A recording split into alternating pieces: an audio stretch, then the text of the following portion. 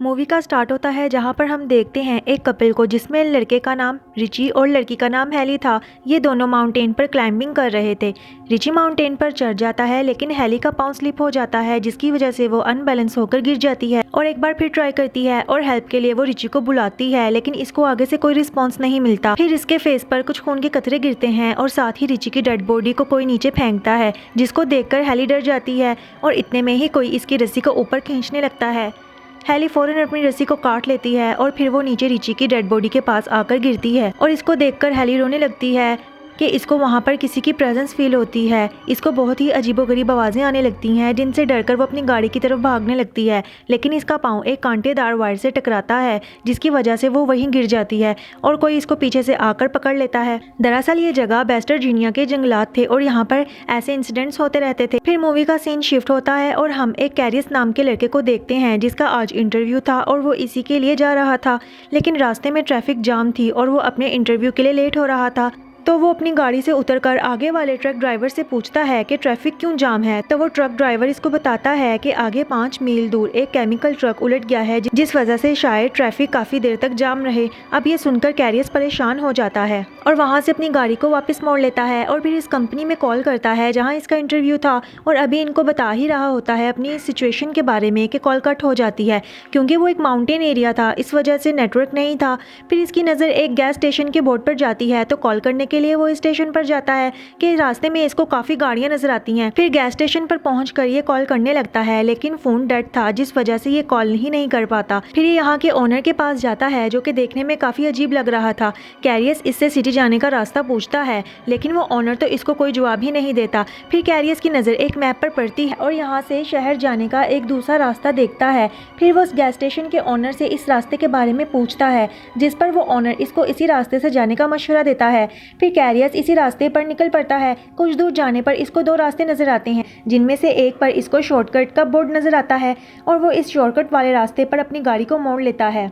फिर इसकी नज़र एक मरे हुए हिरन पर पड़ती है और इसी चक्कर में इसकी गाड़ी का एक्सीडेंट हो जाता है एक और गाड़ी के साथ, लेकिन लकीली कैरियस को कुछ नहीं होता। फिर दूसरी गाड़ी के लोग जो कि एक फ्रेंड ग्रुप था कैरियस के पास आते हैं और इससे पूछते हैं क्या वो ठीक है। कैरियस इनको बताता है कि वो ठीक है।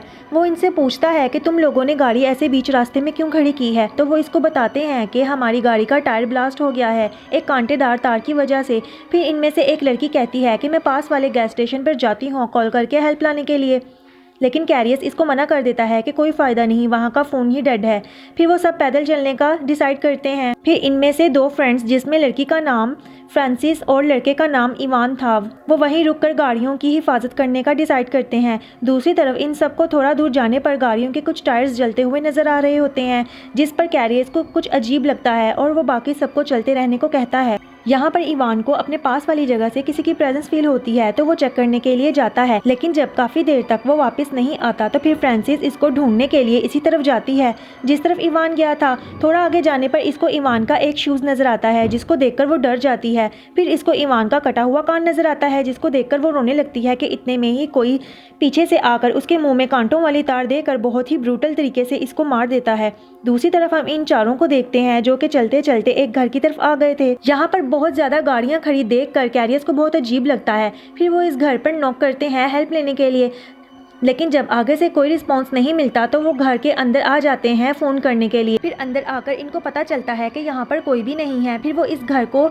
एक्सप्लोर करने लगते हैं। जब कैरियस फ्रिज में देखता है तो वो डर जाता है क्योंकि फ्रिज में जार्स के अंदर इंसानी अज़ा पड़े हुए थे। दूसरी तरफ जैसी को एक रूम में वही वायर नज़र आती है जिससे उनकी गाड़ी का टायर ब्लास्ट हुआ था। ये लोग समझ जाते हैं कि ये सब यहाँ पर सेफ नहीं। वो वहाँ से भागने लगते हैं कि विंडो में इनको एक गाड़ी आती हुई नज़र आती है और वो इनकी गाड़ियों को भी लेकर आ रही थी। ये देखकर ये लोग इस घर के बैकडोर से बाहर निकलने की कोशिश करते हैं लेकिन बैकडोर बंद था जिस वजह से वो लोग बहुत डर जाते हैं और फिर ये सब इस घर में छुप जाते हैं।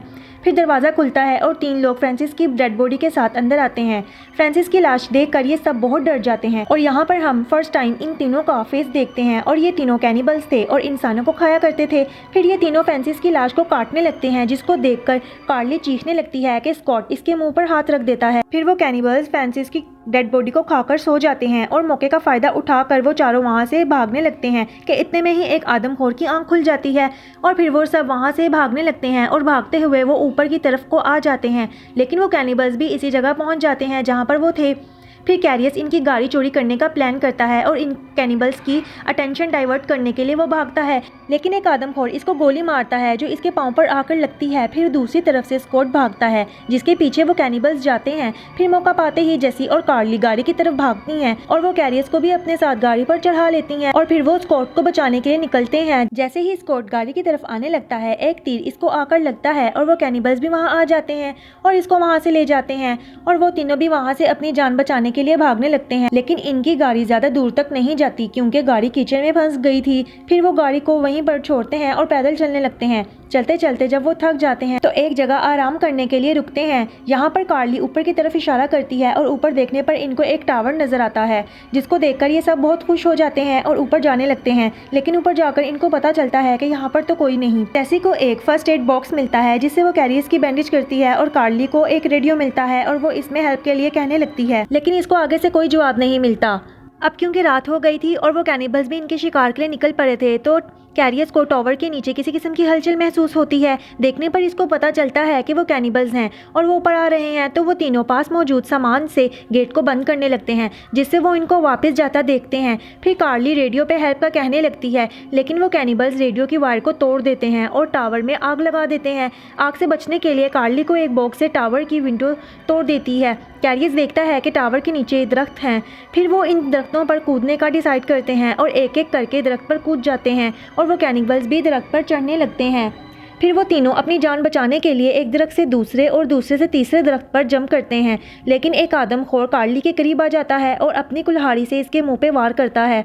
इसके मुंह के दो हिस्से हो जाते हैं और दूसरी तरफ कैरियस और जेसी एक जगह छुप गए थे। फिर सुबह हो जाती है और कैरियस को मेन रोड नजर आता है और एक पुलिस कार गुजरती नजर आती है जिससे हेल्प लेने के लिए वो नीचे मेन रोड पर आता है। लेकिन जैसे ही वो पुलिस ऑफिसर बाहर आता है तो एक एरो आकर इसकी आंख के आर पार हो जाता है और एक कैनिबल वहां आ जाता है। तो कैरियस अपनी जान बचाने के लिए गाड़ी के नीचे छुप जाता है, लेकिन जब वो कैनिबल गाड़ी के नीचे देखता है तो कोई भी नहीं होता। फिर सीन शिफ्ट होते हैं उसी घर की तरफ जहां पर उन कैनिबल्स ने जेसी को बांधा हुआ था और एक कैनिबल जेसी को मारने ही वाला होता है कि वो गाड़ी का शोर सुनकर रुक जाता है। फिर कैरियस गाड़ी लेकर इस घर में आ जाता है और गाड़ी इस कैनिबल पर चढ़ा देता है और वो बाहर आकर एक और कैनिबल पर तीर से अटैक करता है और इसको मार देता है। फिर वो जेसी को फ्री करता है कि इतने में ही एक और कैनिबल इस पर अटैक करता है, लेकिन इस दफ़ा जेसी एक एरो इसके सर में घुसा देती है और वो दोनों बाहर आ जाते हैं। बाहर आकर कैरियस की नज़र पुलिस कार पर पड़ती है और वो इसके फ्यूल बॉक्स पर शूट करता है जिससे एक बहुत बड़ा ब्लास्ट होता है। फिर वो दोनों इनका ट्रक लेकर निकल पड़ते हैं और वो इसी गैस स्टेशन पर आ जाते हैं। ट्रक देखकर वो स्टेशन ओनर डरकर गेट बंद कर देता है। फिर कैरियस वो मैप लेता है और वहाँ से निकल पड़ता है और मूवी का यहीं पे एंड हो जाता है।